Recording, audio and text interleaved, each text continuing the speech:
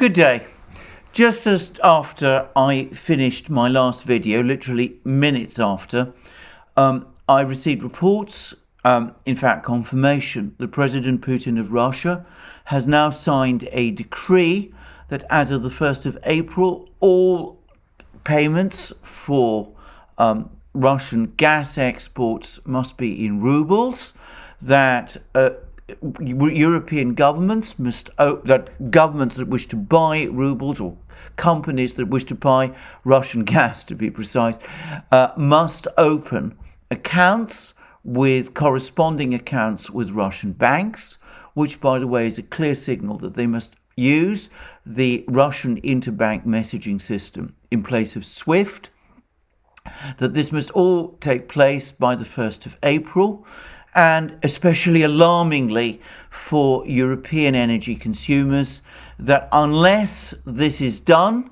and unless payment is moved to a ruble basis as of the 1st of April, then deliveries of gas to customers that refuse to pay in rubles will cease. Now, this is totally contrary to statements made by the German Chancellor Olaf Scholz, or rather by his officials, the day before. Olaf Scholz suggested that after a telephone call that he had with Putin, that the Russians had agreed that payments for natural gas could continue to be made in euros, would be paid to Gazprom Bank, which is the Russian bank owned by Gazprom, the Russian energy company, and that it would be Gazprom Bank which would convert them into rubles, not the Europeans who would have to buy rubles in order to buy the Russian gas. Well, it now is clear that Olaf Scholz got it completely wrong, or perhaps wasn't telling the truth. He was presumably trying to reassure German and European energy consumers.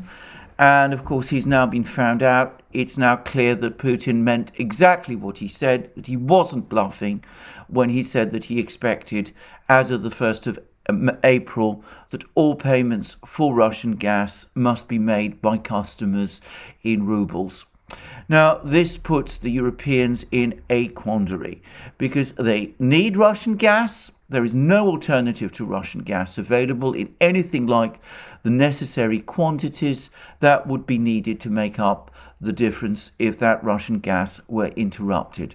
There's been a very interesting article by Ambrose Evans-Pritchard in the Daily Telegraph, which points out that the German economy is now reeling towards recession, and this was already happening before the Russians took any step to stop gas exports to Europe, or rather to insist upon payment of those that gas in rubles. Moreover, inflation in Germany is now running at 7.6%. Year on year in March, which is extraordinarily high for Germany. And in other parts of Europe, it is actually running higher still.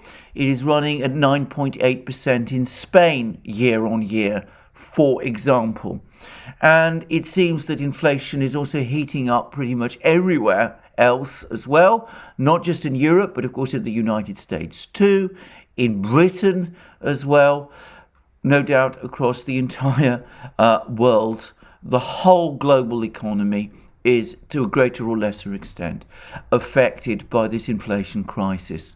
And as Ambrose Evans-Pritchard points out, this surge in inflation is undermining German industrial competitiveness and is threatening to throw the German economy into a deep and structural crisis, by which, when I talk about a structural crisis, I mean a crisis that cannot be resolved easily through the usual fiscal or monetary methods. It's one in which there will be constraints on growth and pressures on large parts of the German industrial economy, and these will take an indefinite form unless and until the German government comes to some sort of solution about what to do with the various decisions actions it has implemented over the last few weeks, which means somehow ending this economic war of attrition with Russia. I'm going to make a further point here that it's not only going to increase pressures on Germany, it's going to and other European countries, it's also going to increase pressure on the euro system, the euro itself.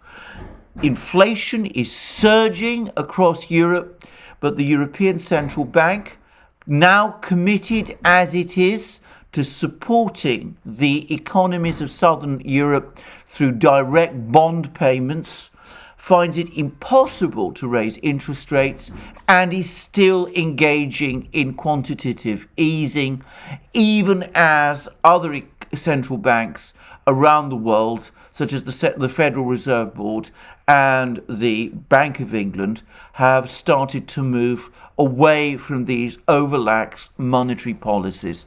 And there are complaints, especially in Germany, that the European Central Bank, instead of behaving like a German central bank, which is what it was expected to do when it was set up, is now increasingly behaving like the Bank of Italy did in the 1970s, supporting parts of the European economy by funding sovereign debt, by producing unlimited quantities of euros. This at a time when inflation fires are already being stoked. And one does wonder what this latest Russian announcement is going to do to this issue of the euro, and whether this is going to further put pressure on the whole euro system. Well, these are just preliminary thoughts in what looks like a momentous move. I assume that the Russians have planned it out in advance. Obviously, if they proceed with this, they will be foregoing a stream of foreign currency which has been entering their economy. But perhaps as their entire economy moves fully to a ruble system, and as imports are being cut, partly in response to sanctions, maybe the Russians have decided that this is something that they can afford to do. Well, presumably they have, because otherwise it's difficult to understand why President Putin would have made this decree.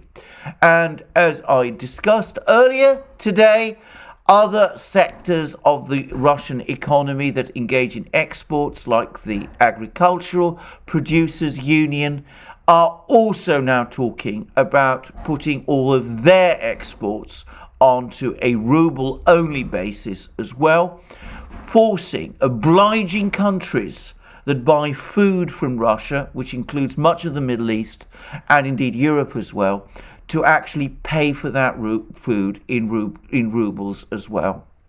Now, assuming all this is for real, and of course we've had these decrees which suggest it is, and assuming it all works, then what this will also do is that it will further harden up the ruble after what I suspect will be a period of intense volatility, and it could very well launch the ruble as a hard currency, a currency internationally traded, a currency that economies, food and energy importers around the world may be obliged to hold in order to meet their settlement obligations to Russia.